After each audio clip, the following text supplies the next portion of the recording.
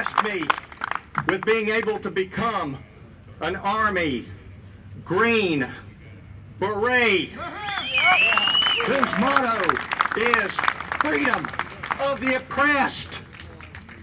Yes, sir. I thank God that He blessed me to be able to become a Navy pilot. And I thank God that He blessed me that I was selected to go to the Naval Postgraduate School, wherein at this time, because of events that were taking place, I was motivated and blessed to write the thesis I wrote on peacekeeping and UN operational control, a study of their effect on unit cohesion,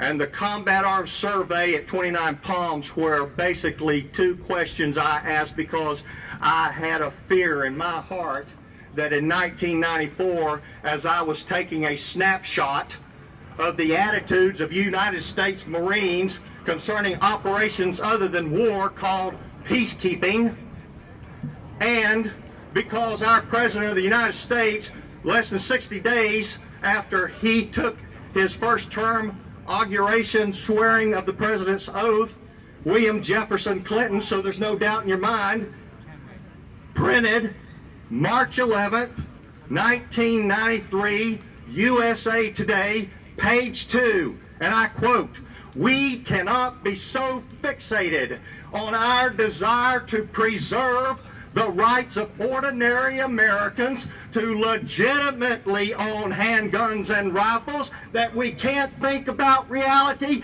Excuse me, but the Supreme Court judge that issued that oath of office to him on March 12th should have stood up and called for his impeachment.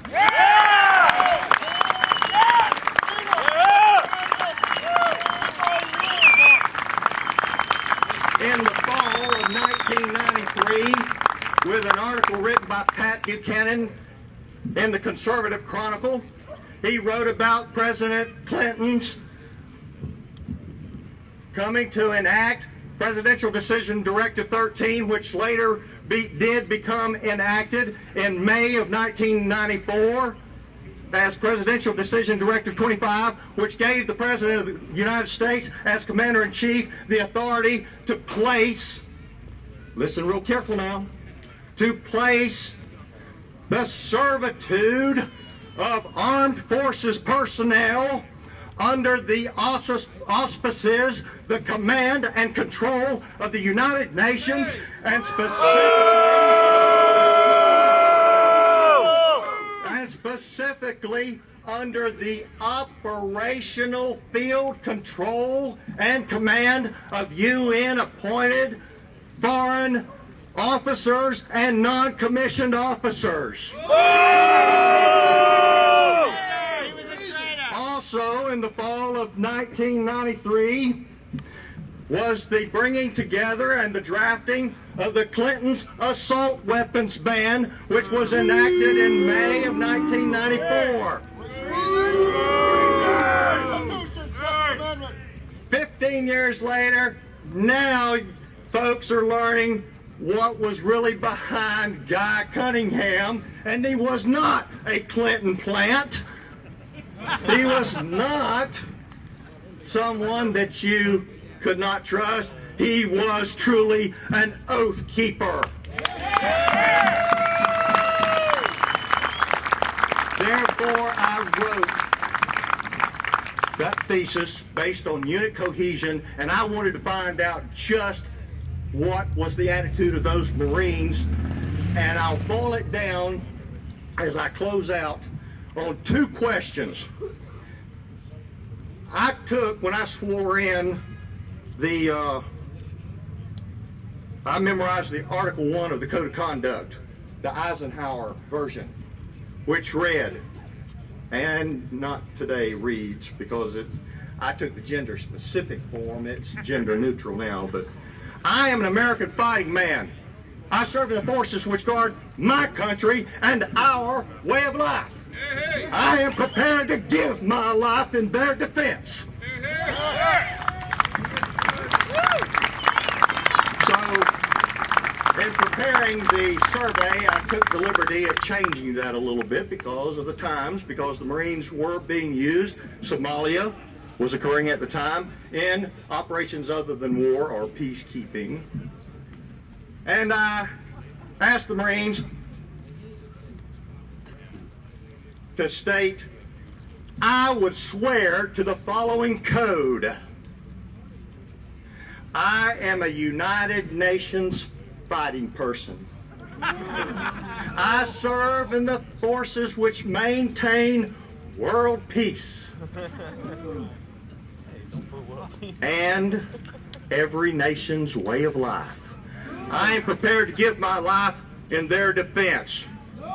Presidential Decision Directive 25, if exercised, very clearly subverted the soldier's oath of office to the Constitution of the United States because it caused that individual to give servitude to the United Nations Charter and the United Nations itself.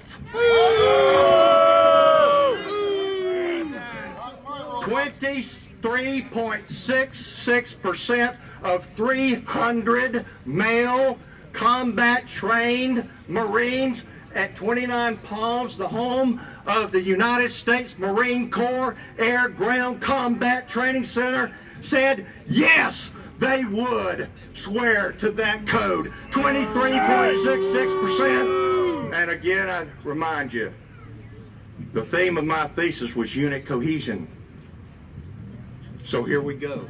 Now you've got more than a quarter of the folks in that unit who would swear to that code. More of us than there are to educate them. Now, the last question that got so much attention is I set up the scenario because of the assault weapons ban and what President Clinton said in March 11th. I set up the following scenario.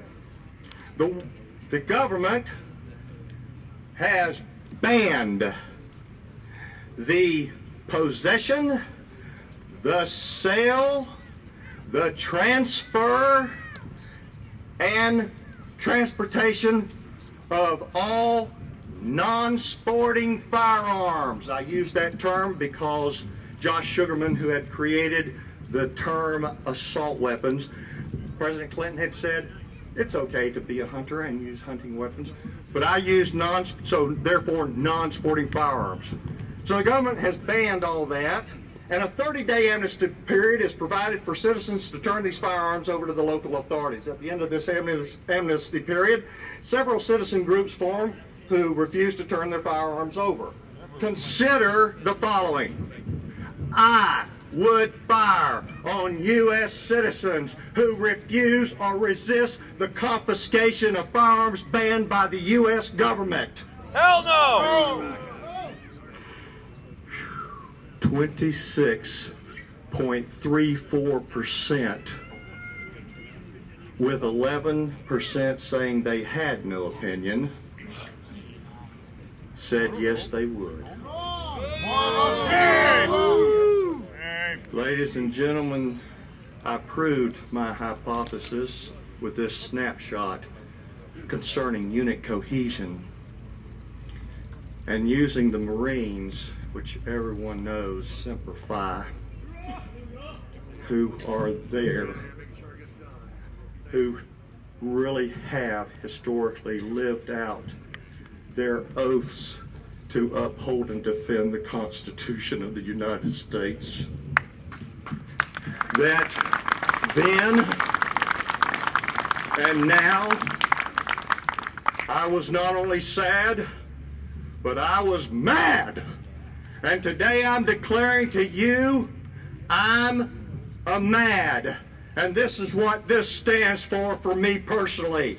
AMAD, American Militia Against Despotism. Thank you for your time.